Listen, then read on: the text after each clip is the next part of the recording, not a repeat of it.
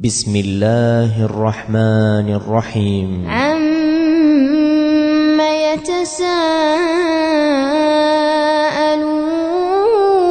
يتساءلون عن النبأ العظيم الذي هم فيه مختلفون كلا سيعلمون ثم كلا سيعلمون ألم نجعل الأرض مهادا والجبال أوتادا وخلقناكم أزواجا وجعلنا نومكم سباتا وجعلنا الليل لباسا وجعلنا النهار معاشا وبنينا فوقكم سبعا شدادا وجعلنا سراجا وهاجا وأنزلنا من المعصرات ماء ثجاجا لنخرج به حبا ونباتا وجنات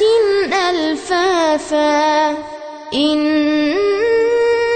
يوم الفصل كان ميقاتا يوم ينفخ في الصور فتأتون أفواجا وفتحت السماء فكانت أبوابا وسيرت الجبال فكانت سرابا إن جهنم كانت مرصادا للطاغين مآبا لابثين فيها أحقابا لا يذوقون فيها بردا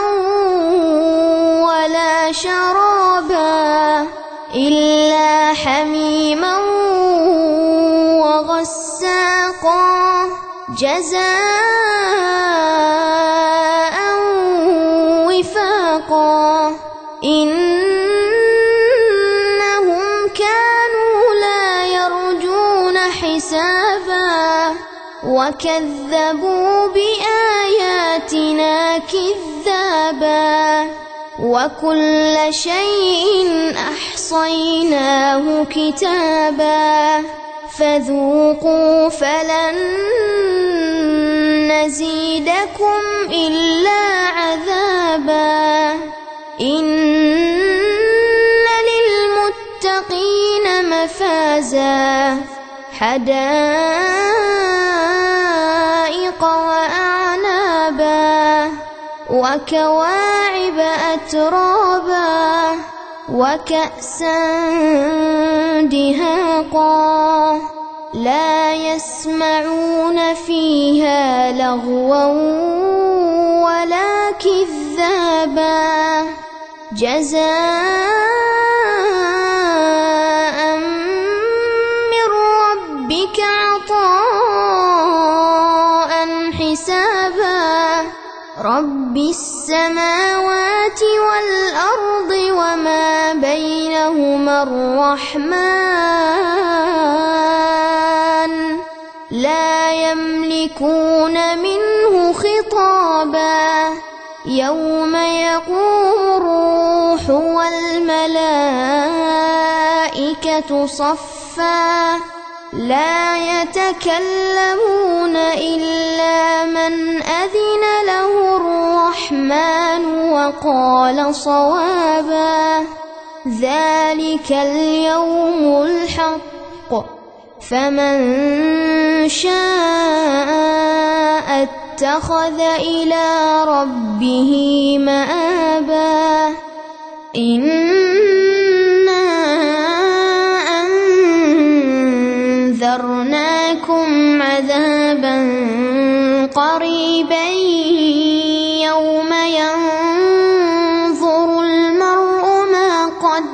قدمت يداه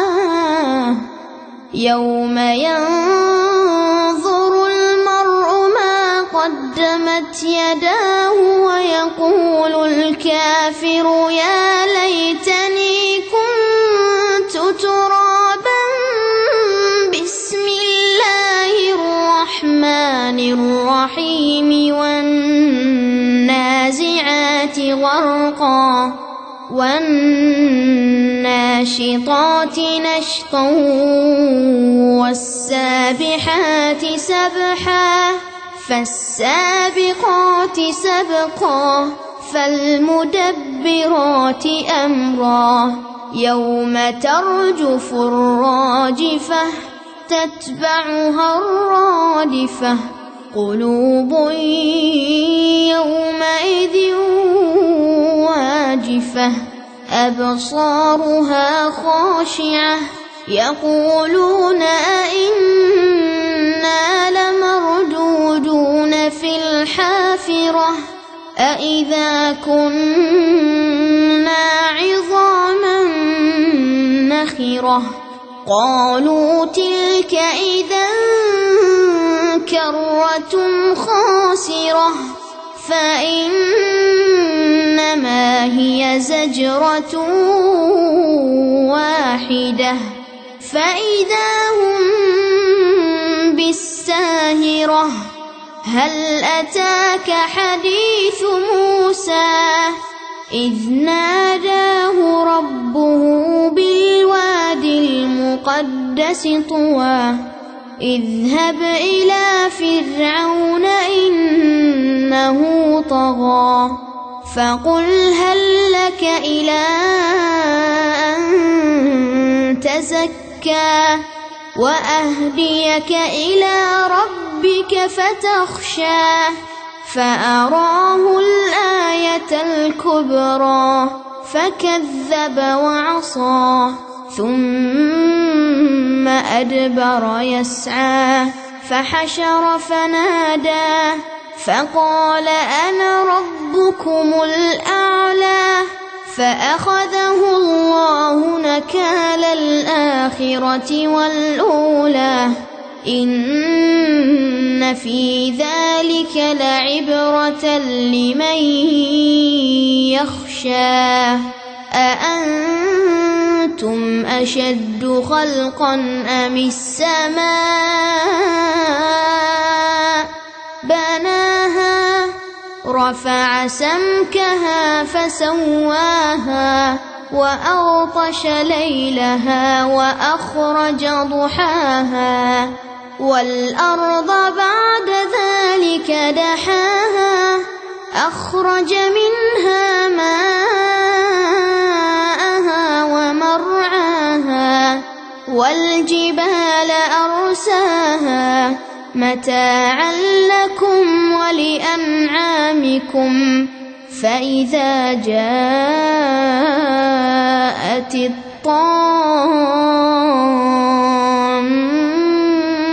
الكبرى يوم يتذكر الإنسان ما سعى وبرزت الجحيم لمن يرى فأما من طغى وآثر الحياة الدنيا فإن الجحيم هي المأوى وأما من خاف مقام ربه ونهى النفس عن الهوى فإن الجنة هي المأوى. يسألونك عن الساعة أيان مرساها